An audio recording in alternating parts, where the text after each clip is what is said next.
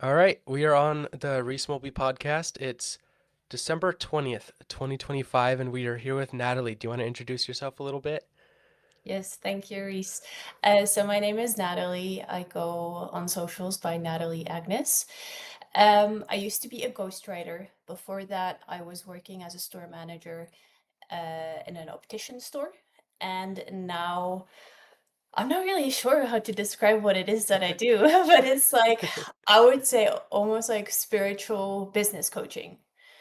Because on one hand, I have experience working or ghostwriting for sales coaches. So I know about the hard sales, the copywriting, setting up funnels, email marketing, even making landing pages, the more structured, masculine energy side of things. But recently, I also started adding more emotional, transformational work for the main reason that I noticed a lot of people who say they want to start posting online, it's not so much that they, in a lot of cases, it's not so much that they don't know what to write about, it's that they have a lot of fear. Like either it manifests as perfectionism or fear of being seen, fear of being judged. And I just realized like the two are really enmeshed. You can have the best marketing strategy, best content, but if on an energetic level you feel scared to be seen, that's not real. It's not really gonna help. Like, yeah, the content is gonna help, but it's not gonna get you the results that you want. And that's why I feel it's really important to tackle both, like, yeah, the systems and the structures, but also have a look at what is going on inside. hmm I think that's super powerful work. For those listening, I was on a coaching call with Natalie about a week ago, and I haven't really stopped thinking about it. And I think that it was just super powerful for unlocking things that I wasn't aware of before. It's like these things that were holding me back, but I didn't even know were there. So it's not like something that was in my conscious mind. It kind of came up, and then since then, like these stories that I was telling myself have popped back up into my awareness in my day-to-day like conscious life, and I'm like, wow, this is super powerful for things that like I was being held back in ways that I didn't even know. And I'm very happy that I was in a state like of being ready to hear what those stories are, because sometimes I think people are kind of caught up in like focus or doing, or they just want to do, and like if they don't know they have a problem, like why solve it? But I think Mm. that I'm very grateful that I was in a good place to hear that and ready, and like I kind of had my systems down. I know what I'm doing, I know where I'm at in life, I know myself. So it's like, okay, now it's time to like go back and maybe find some of these stories, and I think that was super powerful. I'm really curious where you found the overlap between the business and the hard skills, and then like the deeper, like the fear things. Where was that overlap? Um, I'm gonna go back a couple of years just to give you some more context and Yeah, see where it please. came from. But so I never ever had the ambition of becoming self-employed. Like it was just not an idea that it was even floating around in my awareness. I just thought like I'm gonna go to university, I'm gonna get my degrees, which I did, and I had my first job at a marketing office lined up before I even graduated. And I thought, okay, that's just my life, right? I did all the steps that are expected from society. I was doing all the things. I had an extra job that I was working on the weekends. I was going out with my friends. I was socializing. I was working out a lot.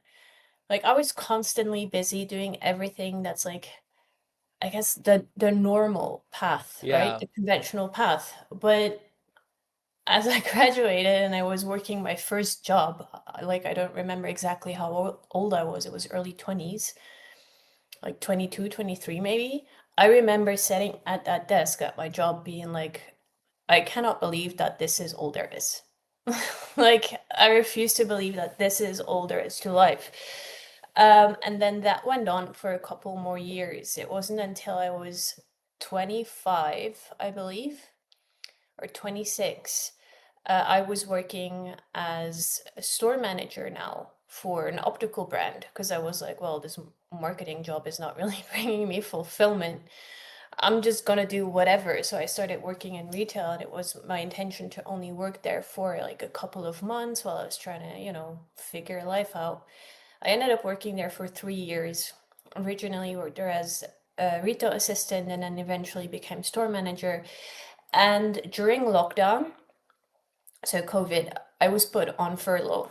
So store was closed because it was not like essential. Hmm. And that is when I first discovered like New Age spirituality. And Mm. I found this book by Joe Dispenza, Becoming Supernatural. And I started doing his meditations, like the blessing of the energy centers meditations. I started journaling at the same time as well. That was really heavily inspired by the work of Louise Hay. One of my favorite books by her is You Can Heal Your Life. And she talks a lot about like your internal dialogue. Because my internal dialogue was not good. Like, she was a bitch, let me tell you that. Hmm. Um, so, I was there like writing down affirmations, journaling, like trying to envision what I wanted my life to look like. But I didn't really know because, like, and I also didn't know that at the time, but I was stuck in survival mode. And I had been stuck in survival mode pretty much all my life. And I'd say one of the signs that you're stuck in survival mode is that you don't really have dreams because you think they're not realistic, right? Um, but I wanted freedom, which at the time, like, didn't really know what that meant. I just thought the idea of freedom sounded good to me. It was like, you know what? I'm going to start manifesting freedom. So I was there and doing those meditations, setting the intention, and a couple days later, like it really didn't take long. A couple days later, a friend of a friend reaches out to me. She's a graphic designer, and she said, I know that you used to do like copywriting at your previous job. Like, do you by any chance, like, can you help me out with this freelance project? And I'm like, well, I've never done freelance work before, but I'm definitely open to it.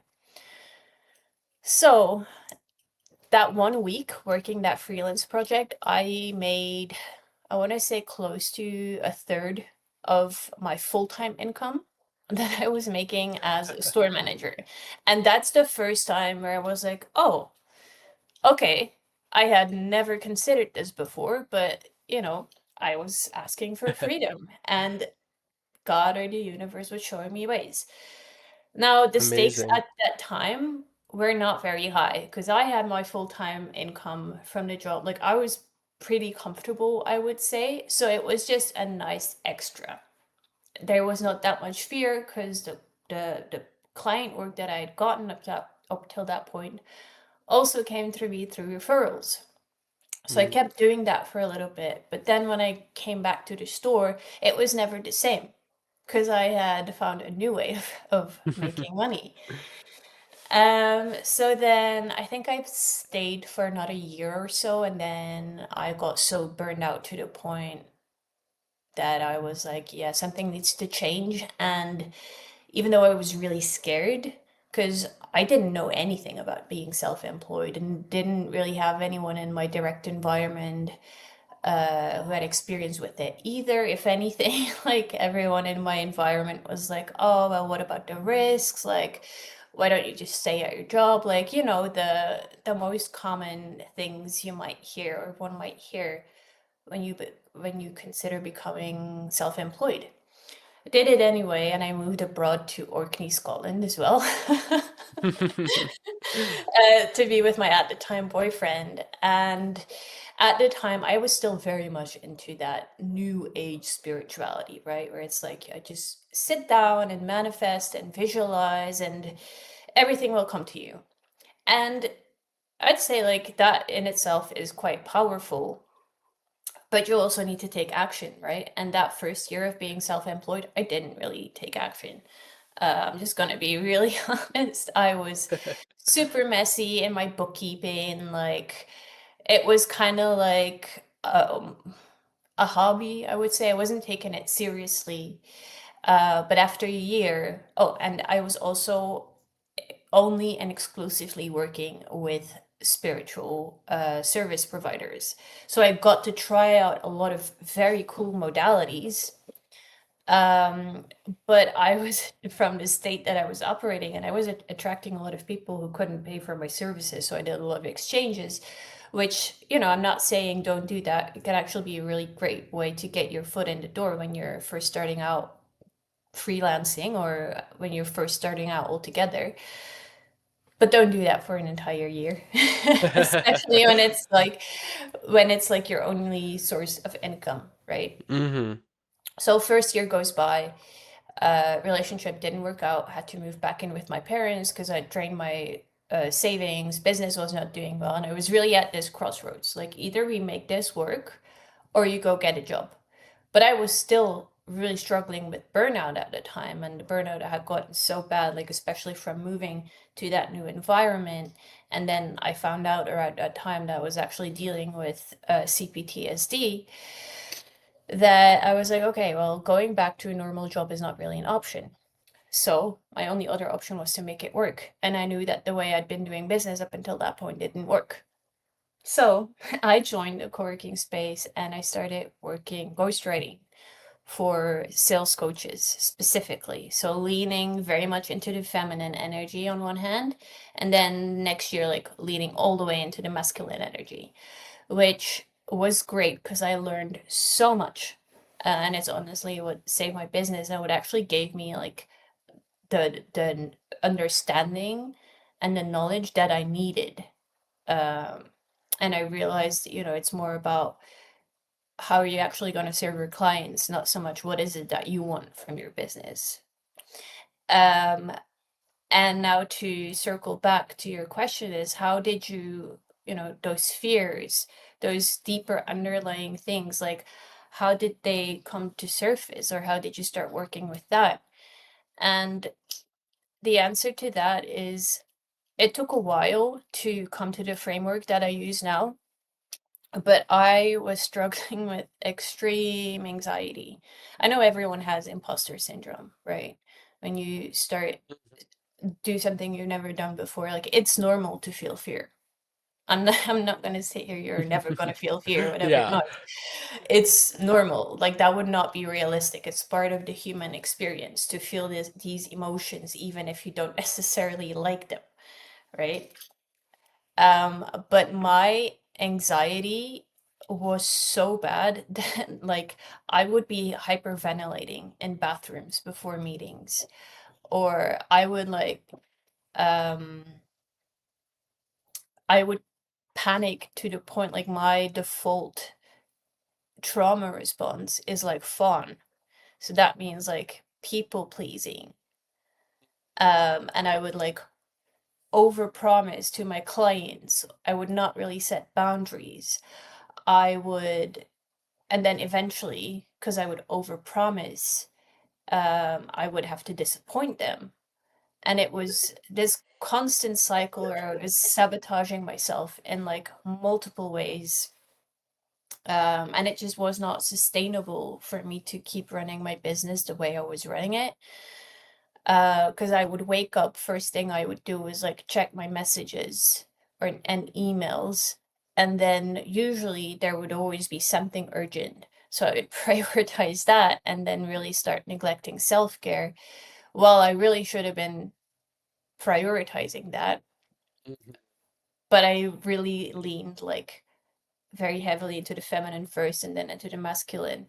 And now I'm really like blending the two, because, and I guess this brings me to a point where, if you consider yourself spiritual and you're on the path, like, entrepreneurship or running your own business is like, yeah, that's gonna take your spirituality to a whole new level, and it's gonna, like, you're gonna get to know yourself so much better, because like I was already dealing with social anxiety before. When I was 17, my social anxiety was so bad that I was literally put on Xanax. But starting my business really amplified those fears. Um, and I realized, like, I cannot keep using the same crutches or maladaptive coping mechanisms that I had been using all those years, because my responsibilities with the business like kept growing. but my coping skills stayed the same. And eventually the stress got so bad that I had no choice but to face like what is actually going on inside. Yes, wow. So that comes back to, I believe that I've seen you post and I've seen other people post it. Like you can only grow as much as your nervous system can hold. Yeah. That sounds like that was the biggest thing coming up. First, I Yeah. want to say that was beautiful. Thank you for sharing all of that. It definitely gives a holistic image of where this came from and how special your work truly is, because it's all like just your life. Like it really feels like it's your life's work. I love the balance, like very feminine for the first bit of business, very masculine for the second bit of business. And those were both two extremes that were not perfect and you learned from, and now you're able to be in that balance. And I really see that come up and I can feel that from you. Thank you. Yeah, Yeah. I like what you said. It's life work. It definitely feels like that. Mm. 100%. So before we hit record, you talked a little bit about what is it that we were chatting about? I completely forgot. I wanted to About bring it up again. the underlying fears. Yes, yes, that's what it was. I lost it. How have the underlying fears came up and not been so underlying and been present with you? And how do you work through that? Like what's your system or protocol or what you like to call it to work through the underlying fears? So the tipping point for me was whenever I would sit down to write, I would freeze.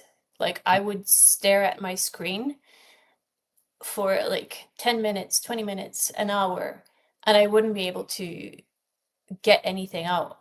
Whereas if I was just going about my day, chilling, going on a walk, whatever, like the ideas for content, like they wouldn't stop. Like Mm. I knew that coming up with content ideas was not my problem. It's just whenever I sat down to write, I couldn't. I physically couldn't. And so I had already done a lot of work with a hypnotherapist, my friend Ula Makowska, and we'd already done a lot of things on like working around limiting beliefs around money. And there was this memory that came up that I had completely suppressed for over a decade. So, what would happen, or what happened in that memory, was I was 14 years old. It was one of the last days of high school. And like I've always loved writing. I was working on a newspaper during Mm. what you call it, lunch break. We were in the computer room, like those were still a thing. Um, just writing away the newsletter, like I loved it. And I still get like the chills, like even thinking about this. But what, like all of a sudden, someone grabbed me by the neck and like dragged me out of the computer hall or computer room onto like the playground. And this was like a mini high school, like there was only two grades.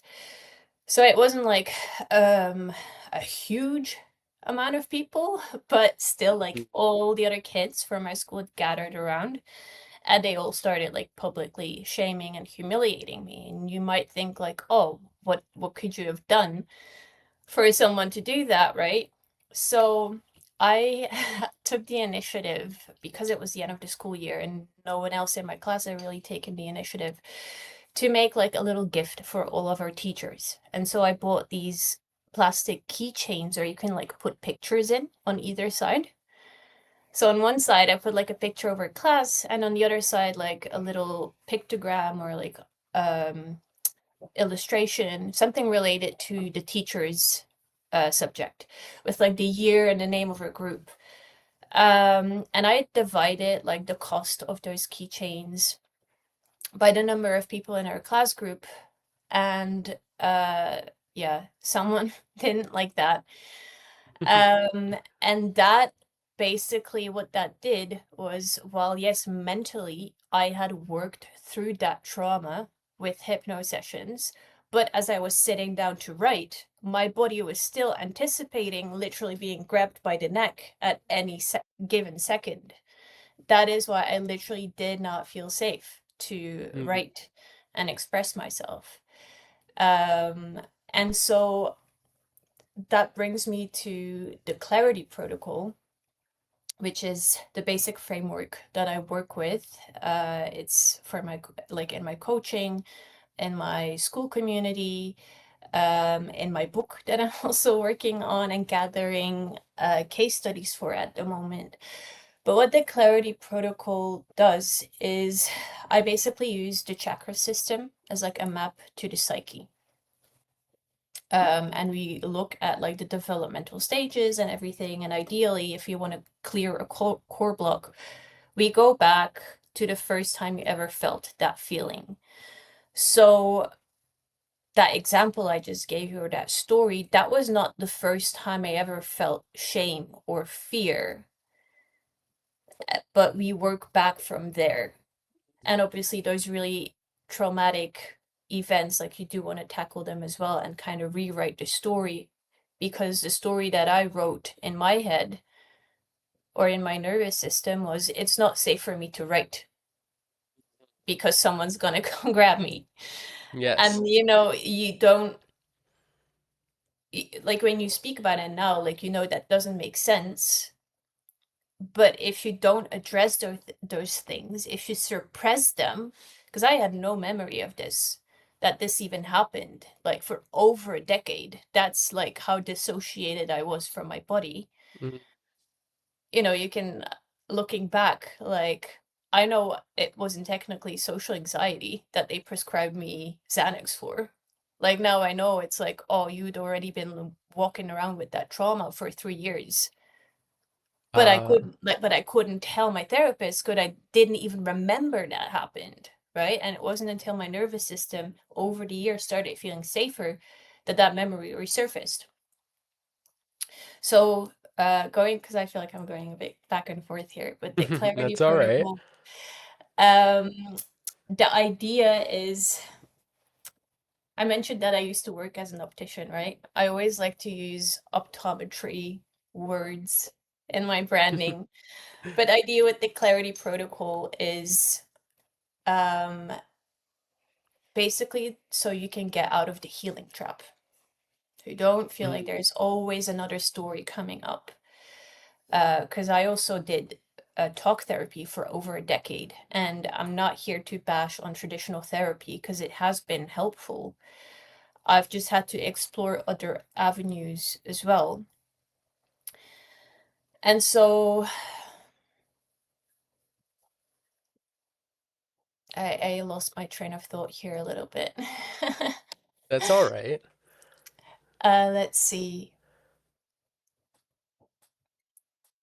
Right. To not be stuck in the healing trap, right? Because when I Mm-hmm. discovered like new age spirituality and the healing, like I was, I'm gonna say, stuck in that healing trap for like a good year or two, three. But I got to a point where I'm like, I am just sick and tired of digging. Yeah. Like, I just don't want to dig anymore. Like, I just want to go ahead and live my life. And I'm so sick of whatever I do, whatever move I make, or in business or in my personal life. Like, I am so sick and tired of there always coming up another story that I need to heal or fix. Mm-hmm. Right? Because even if you have CPTSD, like it's like Pandora's box. Like I can give you unlimited stories, but that's not the point. Like Yeah. you don't want to like clear everything and then be like, "Oh, I'm healed forever now and nothing's ever gonna hurt me anymore." Like that's just a really black and white way of looking at it. So I noticed, especially with that fear, that visceral fear coming up, I needed a way to be able to like, okay, I guess identify what I was feeling, quickly rewrite the story, and regulate my nervous system so I could actually get the work done that I needed to get done. Because as much as like those hypnotherapy sessions and those other modalities helped me, like I just like what was I supposed to do? Book a session every time I was freezing in front of my computer? Like that was not gonna help my business in any way. So I learned to, through the chakra system, really identify like where do I feel these feelings in my body. And the first three, like in the root chakra, we have fear and guilt as well. And the sacral is heavily related to shame and codependency, also, I would say. And then the solar plexus, we've got anxiety. And those are the three that literally keep you in survival mode. So whenever you want to do something that will grow your business, make you more visible, like those three stories will come up super heavily. And if you don't address them at the core, like they will keep coming back and like necking you, and until like you have no choice but to face them. And then, you've also got stories in like the heart and the throat, because a lot of people think like, oh, expressing myself online and like content or posts is with the throat chakra. Can be, and it's Mhm. not ever like related to just one chakra, but it's always going to be like everything is built on top of the root. So if you don't feel comfortable expressing yourself, like, yeah, it can be a block in the throat, but it's most likely also going to be tied to that root chakra. So in my sessions with people, I take them back through the stories. I help them rewrite the stories. Another aspect would be EFT tapping, so energy tapping. It's basically where you tap energy meridians on your face, like on your head, here. You do this while first addressing, let's say, the fear that you feel. And then what that basically does is you teach your body like, oh, I can feel this fear and still be safe at the same time. So that is like the idea behind the clarity protocol, is knowing that you in essence are 100% light consciousness. And when you're looking through the lens of fear or the lens of shame or guilt or anxiety, you're not really seeing reality for what it is, because you're looking through a distorted lens. And the clarity protocol, then, the system or the framework that I teach and use, is like, let's say you wear glasses, right? When your Yeah. glasses are dirty, like you can either like clean them on your shirt, but that's not Mm-hmm. like, it's not the most sustainable way to do it, because it can cause like more scratches, and Yeah. it's just not the most optimal way to take care of your lenses. That is kind of Mm-hmm. like doom scrolling, right? Like, oh, you alleviate the fear for a little bit, but you're not really dealing with what's really going on. You're not really dealing with the actual like dirt or oil on your glasses. Yes. So instead, we teach the clarity protocol, which is like, okay, you're feeling the fear or whatever comes up. Okay, take off your glasses. We're going to spray them. We're going to clean them properly. And then you put them on again, and you have more clarity again. Yes. So that's the idea behind it. And that also kind of ties into what I said before. We're not promising like, oh, like this one and done healing forever. It's like, no, I can assure you that stories will keep coming up, and Mm-hmm. feel negative feelings, like, yeah, they're part of life. But when you have this protocol and you can guide yourself through it, and you know how to regulate your system, your nervous system, to be, I don't want to say calm, because you like, but regulated enough so you can get yourself to do the thing, like writing the post, the content, filming the video, reaching out to people, like all the business related things. Because those are things like that are inevitable. Mm-hmm. Otherwise, when you're not doing them, when you're procrastinating on them, and unfortunately, like, it is through self sabotage, but it is your responsibility to do something about it. Yeah, for certain. So it really sounds like the clarity protocol is making yourself feel safe enough in these stories and going back and experiencing those stories where they first began and not really feeling anger or fear or guilt around those, rather than that you just experience them through your present lens of like, hey, I'm safe, I'm okay right now. That moment, I didn't die, I lived through that moment, like I'm still Yeah. here.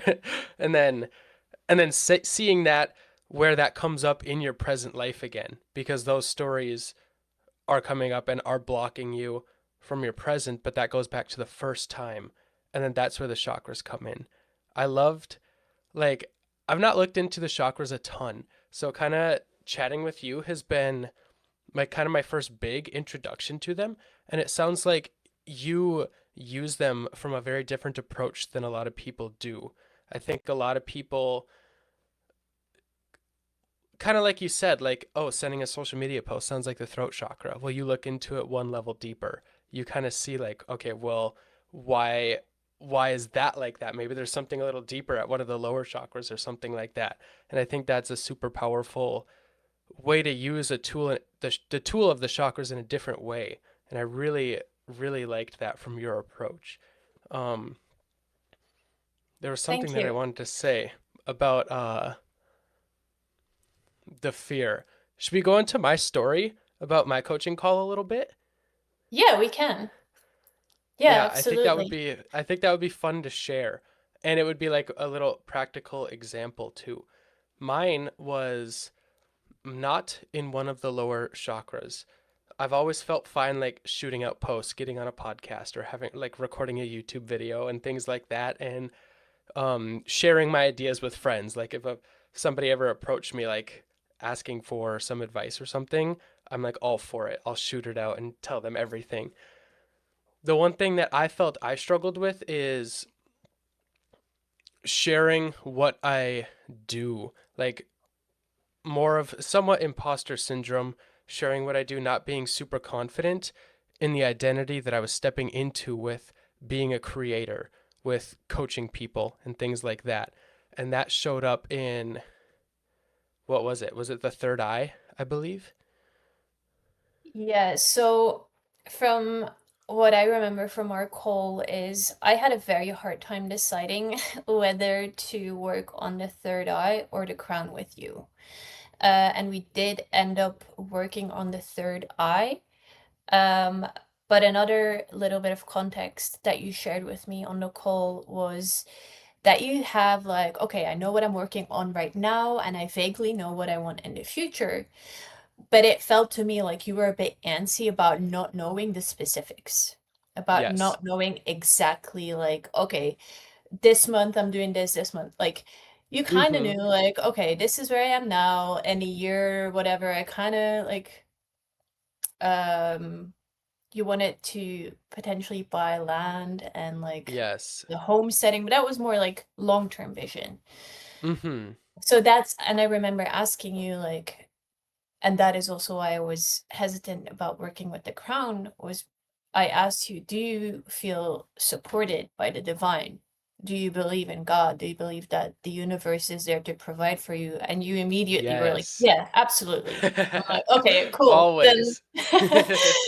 amazing. Like, cool. Then that made it really clear for me. Like, okay, because the crown is very much to do with like connection, right? It's blocked by feeling disconnected. So that is why we settled on working on the third eye, because that's all to do with vision. And you had the vision, but you had like this antsy feeling. Do you want to pick up Yeah. from here? Yes. Yeah, please. That was a big key part of it that I forgot to mention. Yes, I had this vision where right now we are home for the holidays, but we were living in a van for more than a month. I say we, my girlfriend and I.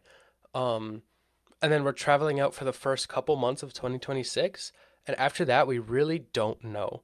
And that's kind of been in the back or sometimes the front of my mind all the time. It's like, okay, where are we going to be? What are we going to be doing? Who are the people that we're going to be around? Where are we traveling? Are we in one spot? I'd like to be in one spot. Well, I'd like to go see some things. So it was a lot of uncertainty. But then, yeah, like you said, it was really like, I'm certain that it'll all work out. I'm certain that I will end up in the place that I'm meant to be. I'm certain that the experiences will happen how they're supposed to. But yeah, I do just have that little like antsiness or eagerness or anxiousness behind it. Like, okay, I want to know. I got to see what happens. And my girlfriends recognized that as a pattern. When we were building our van, we were living in an apartment and I was so done with the apartment. Like, I didn't care to clean up or organize it. And I've always been very clean, very organized. I'm a Virgo moon. I like I like knowing where things are at. I like it my way, you know? And then once we were building out the van, I completely stopped caring about our apartment. I was like, okay, whatever. This doesn't feel like my space anymore. I don't want it. I don't care. And I was starting to get like frustrated in the apartment. It was like a messy space or something. And that showed up in like anger or stubbornness sometimes. And she was like, Reese, I really don't think that you are necessarily like angry. I think you're just very anxious to get in the van. Like you're just excited. And I think that is playing out a little bit again. The angriness hasn't been there and the frustration hasn't been there, but the like little that anxious tick or like excitement to just move forward, see what's going to happen even though I don't know right now. Mm. Yeah, 100%. And like I feel a lot of people who are like consciously creating their reality might struggle with this. Like I relate to this a lot as well. Is like I know what I want in the future. And sometimes like I get really antsy as well. And I'm like, oh well, I'm really looking forward to this creator economy convention, let's say. Yeah. But that's still 6 months from now. Like, what am I gonna do? Like Mhm. all I can do is be here now and be present. Um, but another key point that came up in our session with you was I believe the main story we rewrote was that you don't have to know everything right now. Mhm. That There's the you could, quote you shared with me. It's like you don't have to know, it's okay. Or you don't have to know yeah, everything right now. It's okay. yeah. Like you know everything that you're supposed to know right now, and everything else is gonna unfold like when you need it. Mhm. Um, and I also remember you like towards the end of the call, you were like, "Oh, well, what's the story then, or what did we need to rewrite?" And that's the thing, like when people hear things like trauma or core blocks or any of those words, because they can feel like big words, people automatically assume that the story or the first time you felt that feeling needs to be some super dramatic, traumatic experience. And it can be, it can, like, absolutely can be, but a lot of the times, it's just a really mundane, everyday scene, Yeah. Yeah, like like mine it was was. for you, Yeah. right? Like what you And shared, like in the computer room being dragged out, that's something quite traumatic. Mine was hiding behind a kitchen table, like looking at my mom because I knew that I had some shame and I did something wrong and I didn't want to share it to her. And I was just standing, hiding behind my kitchen table as a child. Like that yeah, sounds like if that memory came up in my normal life, in my everyday life, like without having you as the mirror to work with me on that, I would have thought absolutely nothing of it. I think that's super special. yeah, it's when you realize like it doesn't have to be this super traumatic incident, because like okay, let's frame trauma real quick. What Mhm. is trauma? A lot of people think it's about what happened to you, right? The traumatic event. Like, let's say the example I shared before. A lot of people would say like, oh, someone grabbing you by the neck while you were writing, that is the trauma. Mhm. No, that's not the trauma. That's the event that caused it. The real trauma is the way it made you feel. It's not what Mhm. happened, it's what made you feel. It made me feel unsafe. It made me feel like the world could come crashing down at any second. That's why I could never relax.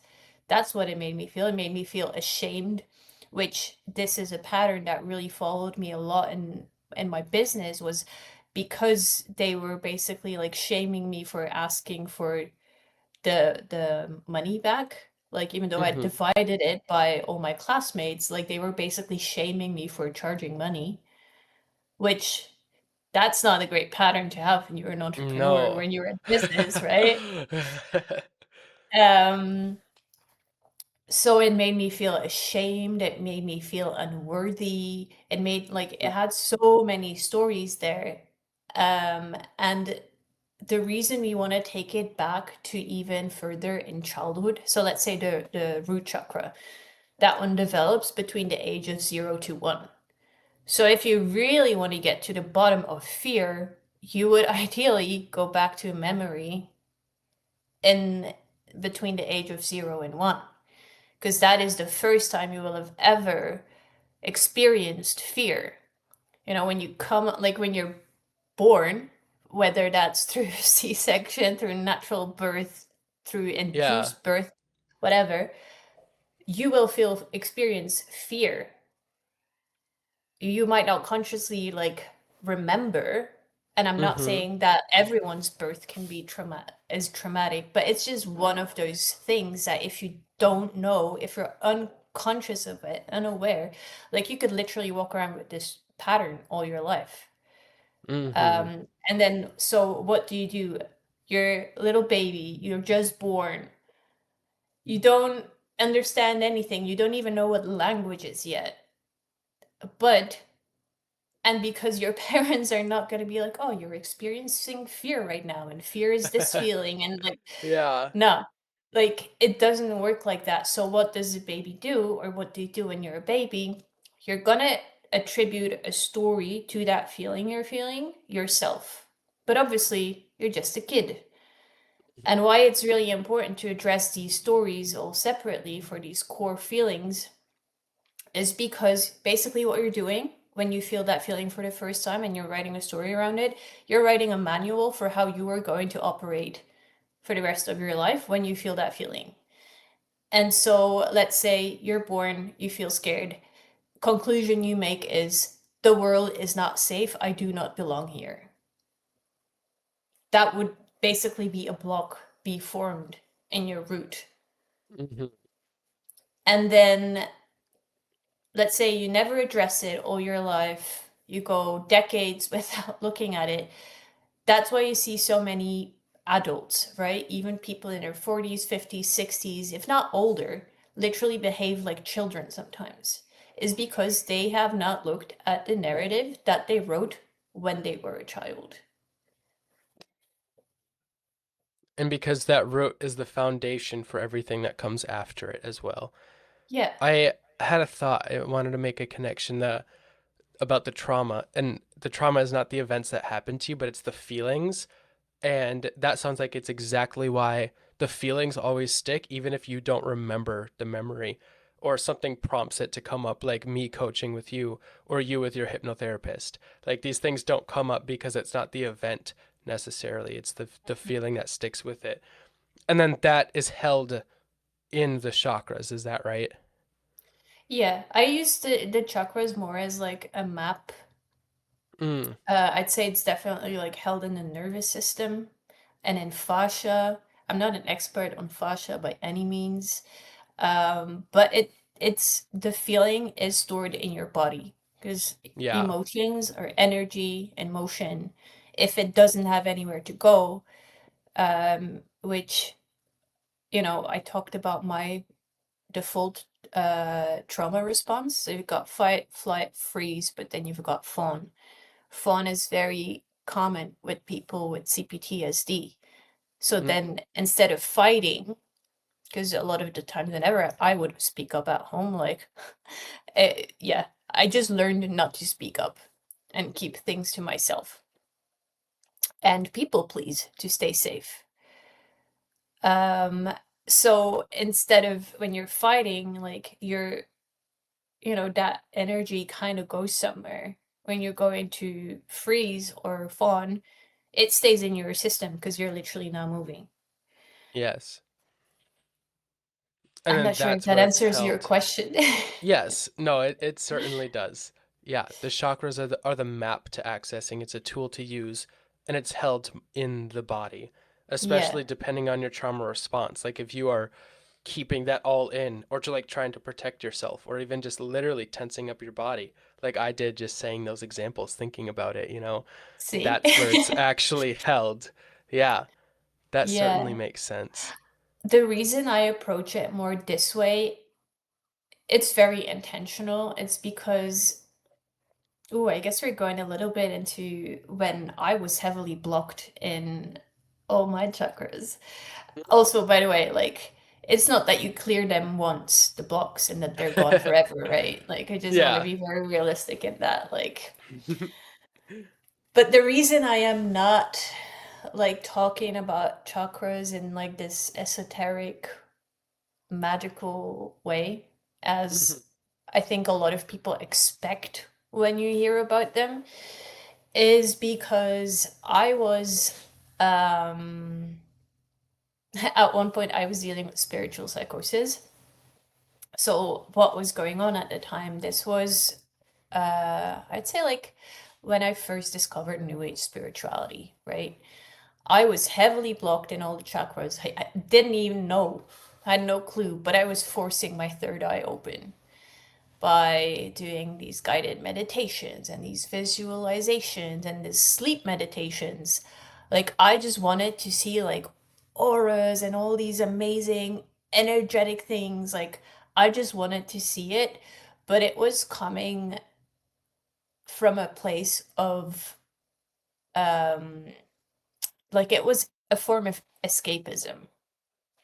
I Yeah. didn't I didn't want to deal with whatever was going on in my body. Like, I didn't, or let me correct that. Not It's not that I didn't want to deal with whatever was going on. I just didn't have the awareness and the capacity at the time. Because, like, saying you don't want to, like, it can be like in a shameful way. And I Yeah. do, I see. really want people to approach this healing stuff with compassion for themselves. Otherwise, you're going to shame, and it's just, shame is one of the lowest vibrations, right? And it's just a vicious cycle once you get Mhm. into that shame. So I really want to be, compassionate. But that's the reason why I don't really talk about the chakras as in like these energetic orbs, whatever, because, like, yeah, you can see auras, but auras, especially like at first, they're not as like bright and vibrant as everyone thinks they are. Like, I first started seeing them, this was during a yoga workshop. You might be familiar with Sadhguru, but I he don't think I wrote am, but I'm books open to it. like, Okay.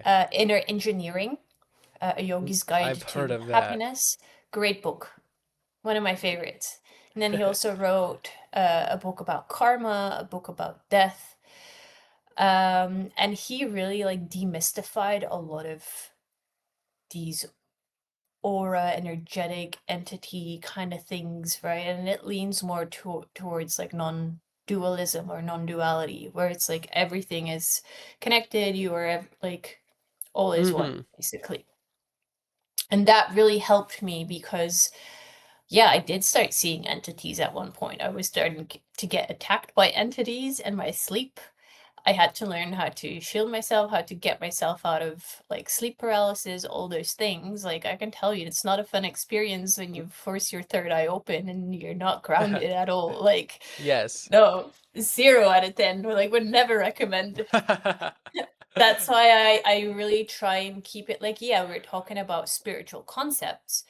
Mhm. But if you want to, see all these crazy things, I'm not the person to work with, because we chose Yes. to incarnate on this earth and be in this body, not try and escape it.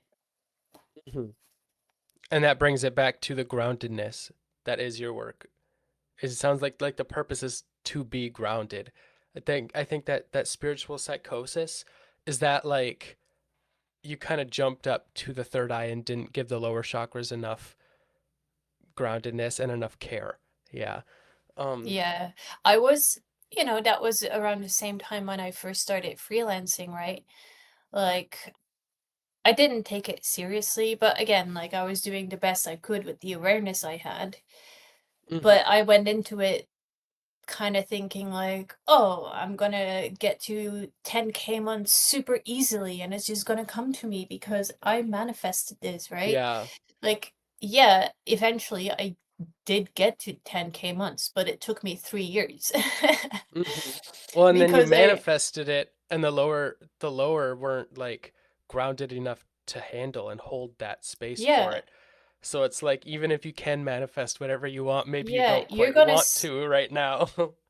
yeah, and like if you don't deal, because like we're talking financials and business now, right? That's really Mhm. heavily tied to like the root chakra. Root is for safety, stability. If you're not even in a place where you get your needs met, like financial needs, um, yeah, you should be focusing on that rather than try and force open your third eye. Yes. So that And way you then can what, hold whatever's ready to come at the yeah, higher because states. I can tell you what happens when you manifest like big things or like big sums of money when you're not grounded, right? Like, yeah, I got my first 5K project, super excited about it. But because my root, my basis was so shitty, like it literally got into my bank account, went towards debt, paying off things, did some dopamine shopping, and like a couple days later, like I felt like I never even got that big project, but I still needed to fulfill it, right? Yes. And that is Because like a, you didn't have that space cleared to hold it, yeah, to keep it with exactly. you.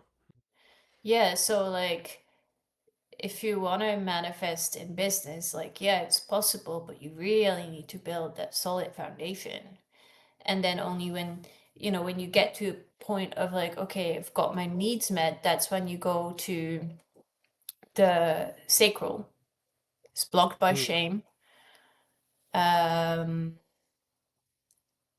and that is like, so when your sacral's open, it's, I would say like governed by desire. So you can go into that overflow, like there's more than enough, Mhm. right? Really start like, okay, these are things I want, not things I necessarily just need for my survival. But then I that is see. like, and this is like a collective block that a lot of people deal with. It's like a lot of people are programmed to believe that wanting more, wanting like luxury, wanting to live a comfortable life, that they are greedy for that. See, and that's where the shame comes in again. Like Mhm. it's very subtle. It's very subtle, and that's why it's Yes. great to do this with other people. Because, like, you can do a lot of subconscious reprogramming, even just in a journal. Like, if you journal every day and you ask yourself, like, specifically questions like, okay, what is this situation teaching me? What is this trying to teach me? What am I learning from this situation? If you journal like that consistently for years, like you will stumble upon some blocks, like subconscious blocks. But like there can be a lot more that you're not even aware of, and that's why I like the that you said like it's working with mirrors, right? Yes. And it's not Certainly. just me mirroring things back to people I work with, but whenever I get off a call with people that I've worked with, like I learn things about myself through them. Mm. I love that you said that. The question that's been in my head the last couple minutes was literally, what have you learned about yourself from working with people in this way? And then you just started like leading right up to it, and I was like, wow, that's so cool. Yeah, that's psychic gifts. Oh, Yeah. this is like another thing we could go into, but it kind of ties in with what we said earlier, right? Yeah, we Like can get into people anything. think psychic gifts is like this, ooh, like everyone has the ability to Mhm. tap into their psychic gifts. Like literally everyone has the ability, but you Yeah. need to do, inner work first. And then when you tap into them, like at first it's like, ooh, super magical, right? But like these kind of synchronicities or like this telepathy is just part of it. And it makes Yeah. life so much more magical. It's really cool. But Yes. yeah, it's easy to get stuck in that part. Like the grounding, I'd say, is definitely, and it's a reminder for myself. But Things I've learned about myself. Um, I wouldn't say like I learned anything new. It's more like, let's say, the example I was giving before about the root chakra not being able to meet your basic needs and shooting for the stars, like wanting to manifest a whatever $1 million business, but not having the structures in place, not even wanting to look at your finances, not wanting to track what's coming in and coming out. Like, Mm. yeah, that for me was really difficult and still can be because I'm still like, I'm not gonna pretend I'm better than I am. Like, yeah, I've made this, I have this skill now of making money, but I'm still cleaning up the financial mess I made in my early 20s. Mm. Um, so every day it's like teaching me, like, stay grounded, like, Yes, it's great really reminders. build, yeah, really build that foundation. Because, like, yeah, I could have maybe built like a way more successful business, but I'm glad I didn't with the basis that I had, because it would have Mhm. crumbled anyway. And I'm like, yeah, it can be shitty to really look at your finances and deal with them. But at the same time, I kept telling myself, well, I'm grateful I get to practice with, like, let's say 10K months as opposed to like 100K months. Because there's no way, like, even though, yeah, in my third mind, I was like, or in my third eye, no, or in my mind's eye, like, yeah, I wanted that. There's Hmm. no way I would have been able to hold that because the Yes. structure are not in place. So that is like for me the one that I'm still working on.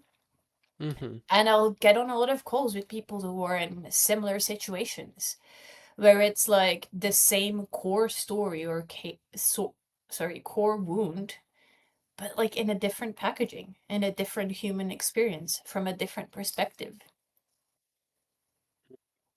And That then sounds super when that powerful for when that connecting to comes up, yourself. yeah. And then when that comes up, it's like it's it just kind of, I don't want to say amplify, I'm not sure if that's the right word, but it just kind of emphasizes like the lesson that you've learned Mm. or sheds like some extra light on it so you see it with more clarity. Yes, that's wonderful. I love that you get to do that for people and then it goes right back into reminding yourself too. Like you're always still helping yourself and making sure that those lower needs are met. Yeah. I did a podcast with Dan Goldfield the other day. I just uploaded it to my channel. Mm. I'm And excited to listen. yeah, it's a good one. And so he said, what was it that he said that I wanted to tie back to this? About, right, so when you're building your business from service or from survival, like it's always going to be different. And he also mentioned like compassion, right? It's helping other people. And he said he also talks about non-duality, non-dualism. He's like, Hmm. by helping other people, you're helping yourself. Because we're all one, we're all connected, right? So Yeah. by helping other people, indirectly you're also helping yourself. Hmm. I had a thought that was kind of similar to that, and I can connect it to like the non-duality. That was like I was writing about like the flow state, and one of like the guidelines of flow state is it has to be like self-gratifying. You have to be wanting to do it.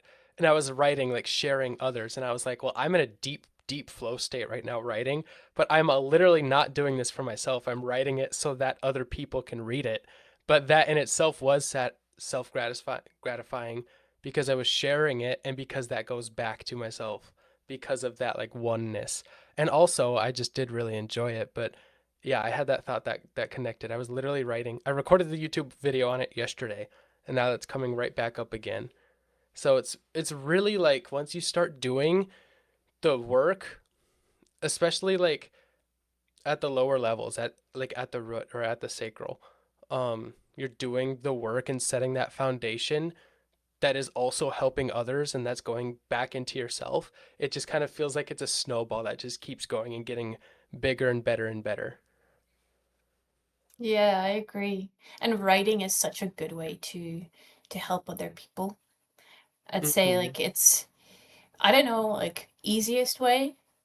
For some people, like recording videos might be easier. For some people, writing might be easier. But I'd say like the like all you need is your laptop and internet connection. Like you don't even Yeah. need your camera. And I always like, yeah, you're writing for other people, but the person you can help the best is like yourself from a couple of years ago. So whenever I write, and I'm curious to hear about how you go about this, but whenever Yeah. I write with like myself from a couple years ago in mind. And then that usually tends to really resonate with the people that I end up attracting and working with. Yeah, that feels like it's an evergreen like frame to write from. It's like, hey, picture yourself from a few years ago, and it will always be good. Because I think I do something similar. I don't always remember it though. I kind of do this thing where like I get down to write, and instead of sometimes incorporating my new ideas or my new like frameworks, I just go back to like the old way of writing, like, okay, I'm just writing, I'm doing this, I'm following this system, you know.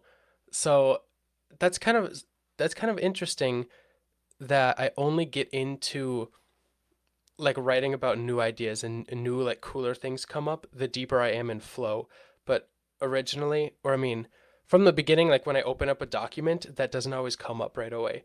But yeah, the writing to my past self, I think when I have that in my mind and when I'm able to do that and get myself in that space, usually I like to like I'll close my eyes for a minute and I'm like, okay, this is who I am. This is how I'm picturing my life. Like obviously I write a lot about like health and energy and stuff, so I'm like, okay, this is how I woke up, like feeling like no energy, wanting to grab my phone, wanting to do this, you know. And I put myself in that space and I'm like, whoa, I can do a lot here. I can write about so many things. Oh, yeah. I do something similar in the mornings, like really connecting to the heart space, which sounds similar to what you're doing, right? Yeah, what's that like for you? I was also really heavily blocked in my heart, actually, in a meditation. I believe this was around 2 weeks ago, and it was, so I'm currently writing the chapters for the book as well, and I'm Mm. currently at the chapter of the heart.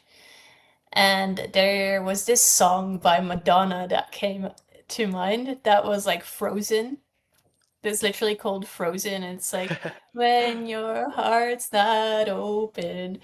Um, and I realized that a lot of the times when I was trying to force things, I was doing like, oh, I'm writing content now because I have to write content. Because like I have to put something out there. But energetically, vibrationally, like writing from that space is just not really gonna get you the results that you want.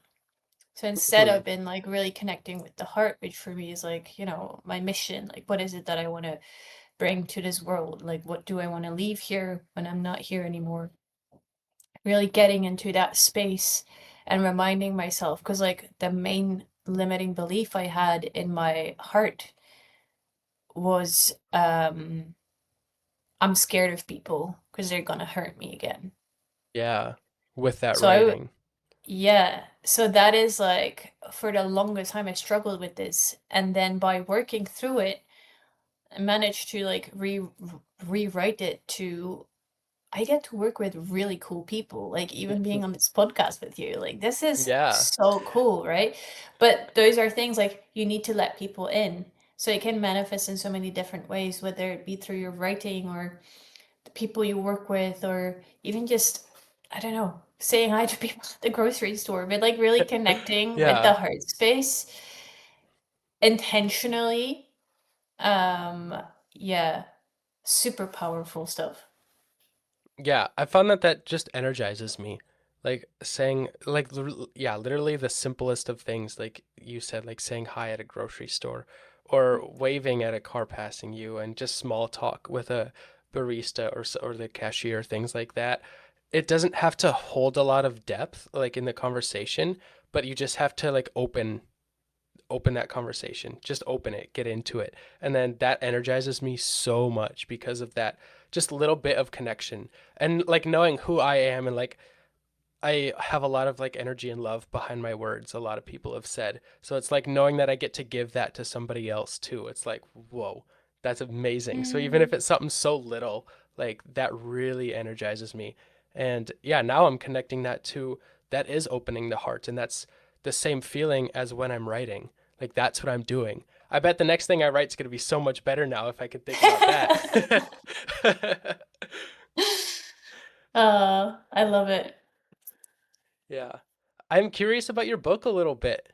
Is it about the Oh, clarity protocol? yes. So, Mm. I mean, Clarity Protocol is part of it. The book is called Beyond the Lens of Limitation. Again, we're sticking with the optometry words Mm. here. I picked up But I on just that. think it's such a nice way of like sharing what it is that I'm trying to say. Because I'm like, going pretty deep into like concepts like karma and Yes. reincarnation and your soul choosing certain lessons and soul contracts and like all that stuff, which can be quite heavy and overwhelming. We're also talking about trauma. But what inspired it, there's fireworks outside, by the way. I don't know if you can hear. I can't. That's amazing. But the reason that decided to write this book is exactly the story that I shared with you Mm. um earlier when I was like, oh, is this all there is to life? And then I sat down in meditation and set the intention that I wanted freedom. And I had no idea what freedom looked like at the time. Because I was very much still identifying as I am an employee. Yes. To me, at the time, freedom was not having to work Mm. and just laying around scrolling TikTok all day and smoking weed. Like, I'm just Yeah. gonna be fully honest with you. How That's what free. that was my idea of freedom and like being able Yeah. to travel.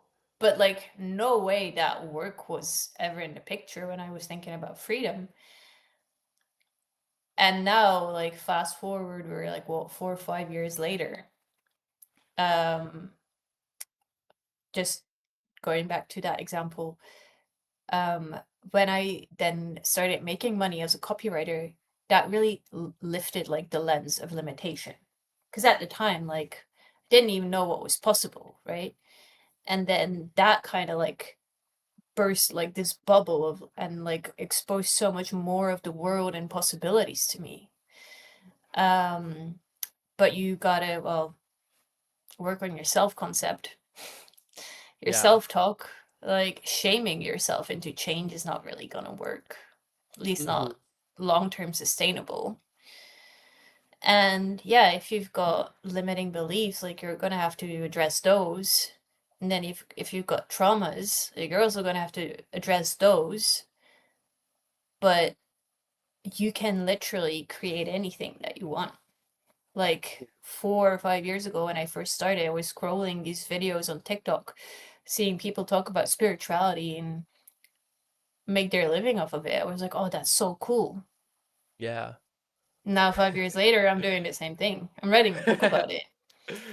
And it's not just, about like, yeah, it's more business. I wouldn't say it's like more business heavy. There's definitely business in there because I always like to Hmm. balance out the feminine and the masculine energy. So in one way, it's addressing like Yeah. common limiting beliefs and traumas and things that might be holding you back, ways you're self-sabotaging. On the other hand, it's also like, okay, well, more structures, systems. Hmm. How are you going to actually make all of this happen? Okay, you've got this time and location freedom now. How are you actually going to like Yeah. organize it, Very right? Because important. it A comes with lot of so books. like, sorry, go ahead. I was just gonna say a lot of books either lean very masculine or very feminine. I think a balance between the two can be super powerful and different for people. But yeah, that was just a quick thought that I had. No, that's awesome. I hadn't really thought about it, that most books lean either more feminine or masculine.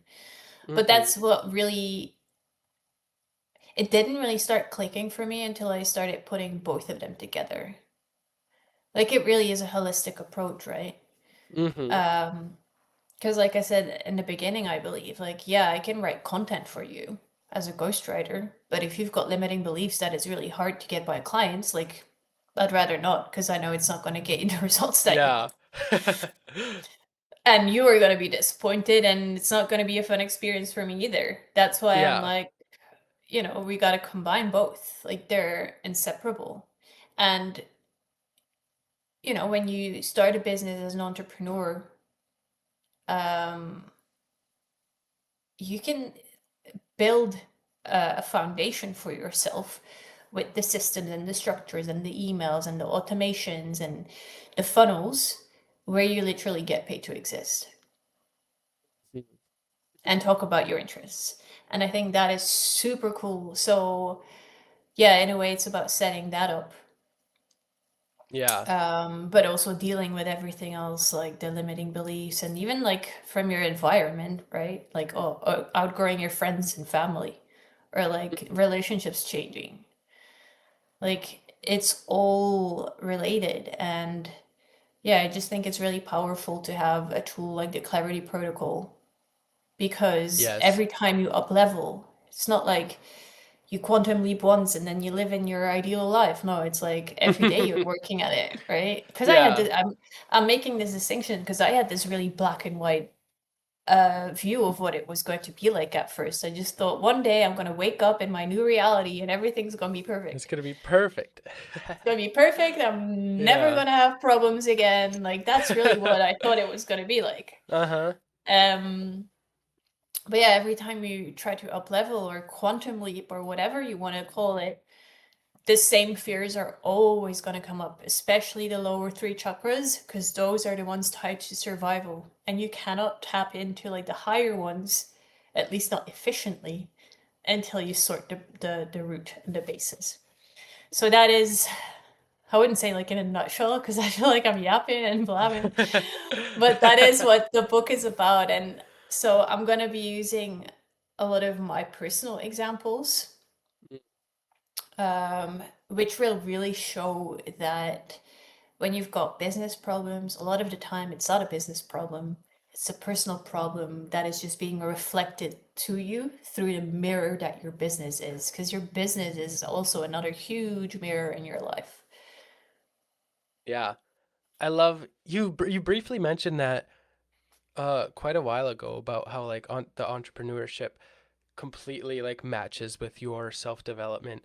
And the last episode of the podcast I did with his name is Andre, and he had so many of the same connections, and that comes up again and again and again. It's like being able to create and grow something that is not yourself, but if you're the one doing it, you grow alongside it. Or maybe there's some block that the business presents you and you get to grow past it and then bring the business with you once you grow with it. So I think that first that book is going to be super powerful for so many people because of the holistic and different approach to it, because it's not just like, okay, you have a business problem, how can you solve that problem? It's like, okay, you have this business problem, why, what in you caused that, what in you can solve that. I love that. And also the title I think is phenomenal. That's a perfect Thank title. you. It rings so well too. Thank you. Yeah. Yeah, originally it was actually going to be seeing life through rose-tinted glasses or rose-tinted glasses. Mm. And that my podcast was called that as well. But I changed it a few months ago because, reflecting back, like, the idea behind seeing life through rose-tinted glasses is that you're actively trying to see like the positive. But to Mm-hmm. me, like, that whole idea, while I loved it, it was really relevant for me at a certain time in my life. From where I'm at right now, it was more like a wounded way of going about it, more like kind of staying in that healing trap Yeah. where it's just a drag to always try and see everything positive, but you force yourself. Because Yeah, like but you initially, try like, to. yeah, because like that is really what it felt like a lot of the time. Because I'd struggled with chronic depression since, said bullying incident.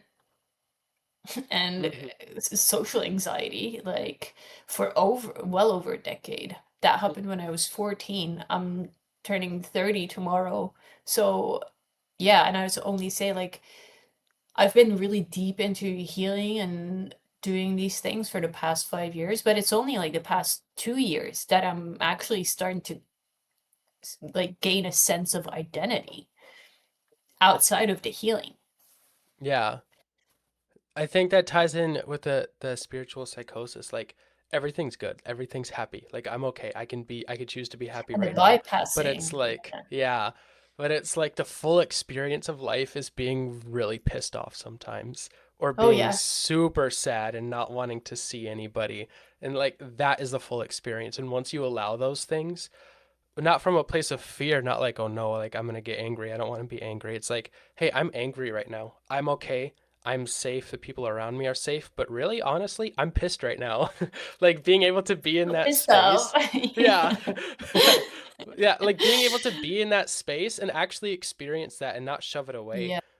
is, I think, crucial for then being able to grow in a more positive way. And no matter how hard you grow, you'll still be mad sometimes or upset Yeah. sometimes.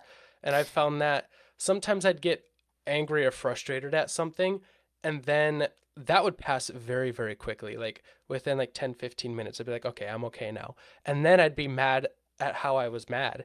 You know, I'd be like, oh, I wasn't perfect. Why? Why wasn't I good? Why wasn't I just happy right there instead? And it's like, really, it's Yeah. about allowing those things to come up. And it's like, you can be angry or sad or jealous or Yeah. anything sometimes. And recognizing that like those emotions like grief, depression, anger, Mm-hmm. rage, all those things, like they're not negative. They're Yes. neutral. They're they're neutral. But we just attach like these stories to them.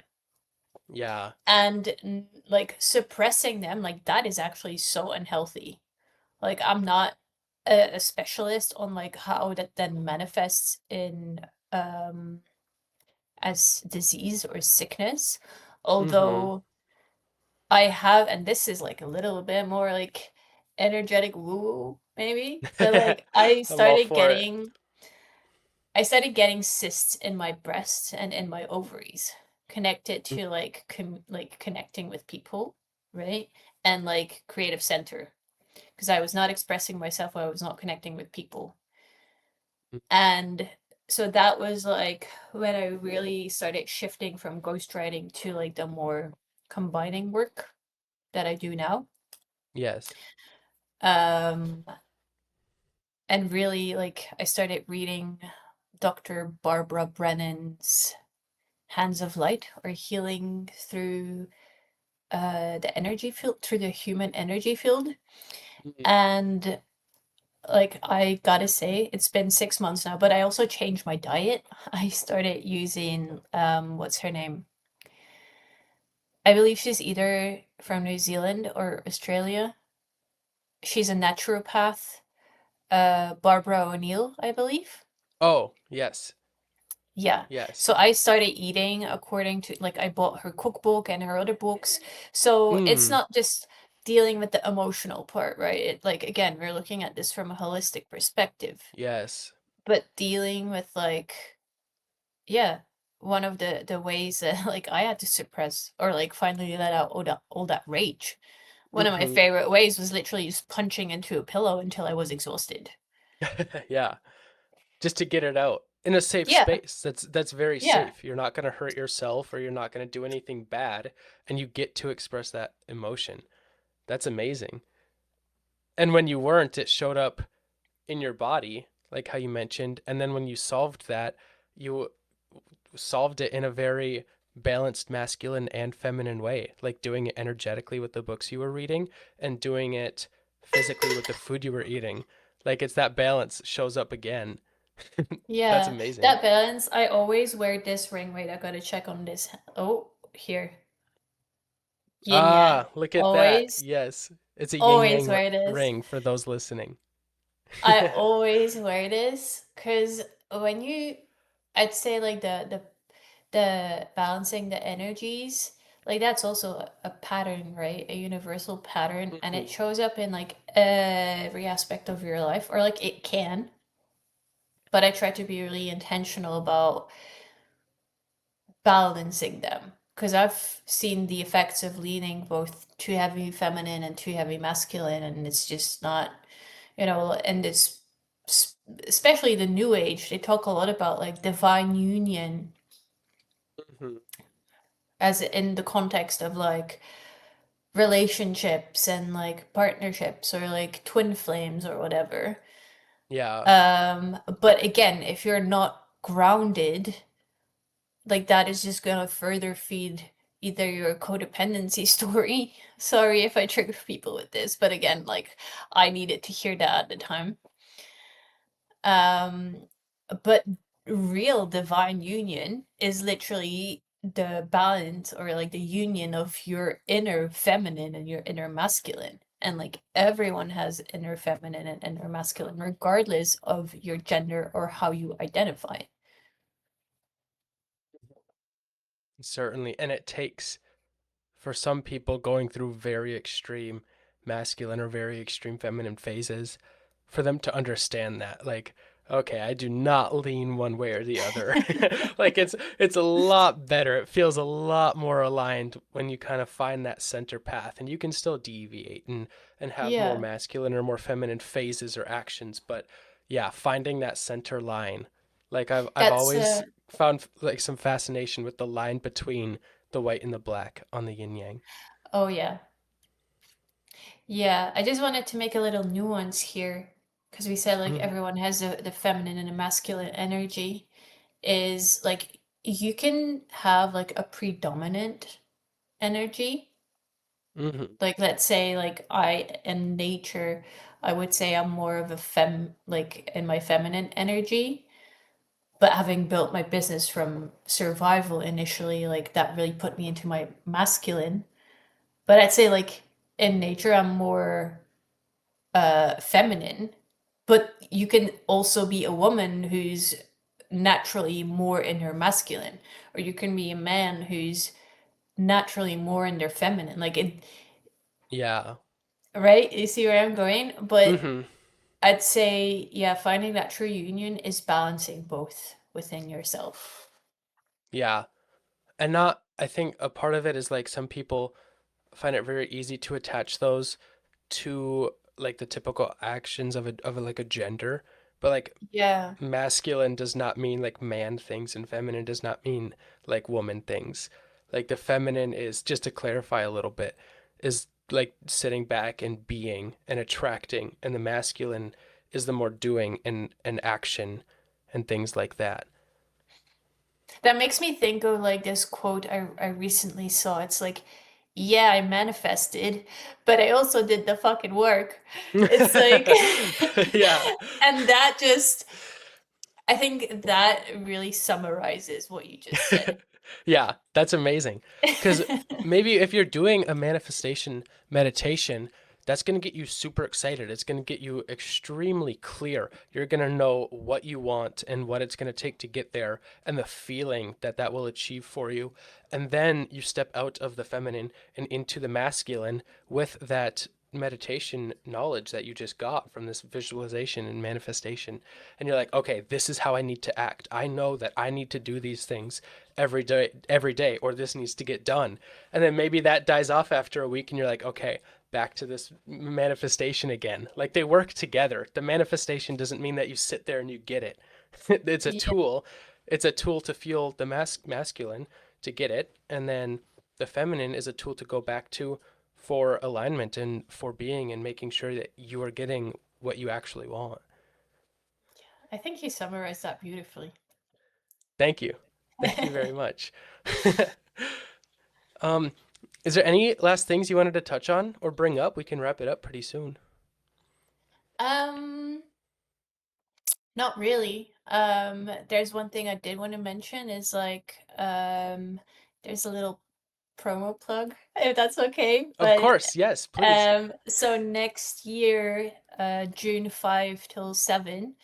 So yeah, the weekend, so Friday, Saturday, Sunday, June 5 Hmm. till 7, 2026, we're hosting the Creator Economy Convention in Vancouver, Canada, with the Living Internet Alliance.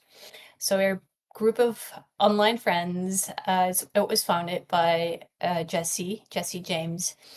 So we, for a little context, we do this accountability group with the Vibing Scribes every week. We have been since the summer, and we're just a bunch of online friends that met through Dan Co's Cortex community. Mm. We're just on one of our calls, and Jesse goes like, "Oh, how cool would it be if we organize like this in-person event? Dan Co would be a speaker, and all these other speakers." And we're like, "Oh yeah, super cool." Yeah. Fast forward a couple months later, it's totally happening. Yeah. I'm not sure when you're gonna be uploading this episode, but we have a holiday sale. It's gonna be all tickets, so VIP, regular, or I mean general admission, and the online tickets. So if you cannot make it to Canada, but you still want to see all the talks, all tickets will be 40% off between December 22nd and the end of the year. This is the cheapest that you will be able to get them. But yeah, if you're into any of the things that we just talked about, consciousness, spirituality, building your business, content creation, any of those things, I'm sure that you will love the convention. We've got headline speakers like Mr. Dan Coe, Dan Goldfield that I uploaded the podcast with recently. We've got Brian Weinhofer, who also talks about somatics. We've got Kimmy Anora.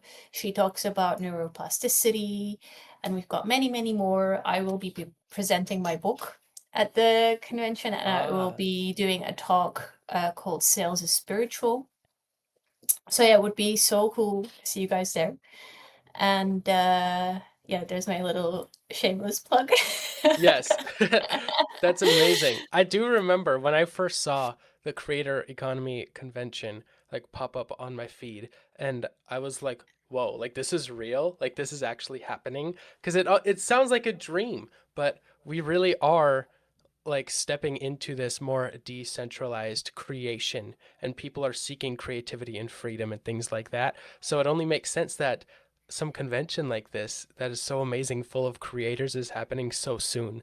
Because I was a little surprised that it was like already happening, something that big with so many amazing speakers and people there. So yeah, that's a super exciting opportunity. I'm excited. I may be there. I may end up there. Who knows? That would be But so cool. yeah, that's amazing. Thank you for sharing that. Is there anywhere people can find you, your social medias or website or anything if they want to go a little further? Yes, so I'm on pretty much all socials. So like I'm on YouTube, LinkedIn, Substack, Twitter, and Threads, but I'm most active on Substack and LinkedIn, and my name is just Nathalie Agnes. Mhm. Nathalie is with TH, and then Agnes is Agnes. But yeah, I'm gonna leave a comment or something with the links to my socials. Yeah. Yeah, I'll put the links in the description and then they can find you in the comments too. Awesome. That sounds Thank you. wonderful. Yeah. Thank you very much for the time today. I had Thanks such a so wonderful much. time. I've learned a ton and really enjoyed the conversation. Thank you, Natalie. Thanks so much for having me. This was my first time as a guest on a podcast. This was super fun. And yeah, thanks so much. I'm glad that we did this. And I would love to have you as a guest on mine as well. Yeah, that sounds like an amazing time. We'll definitely keep in touch. Thank you. Yes, for sure.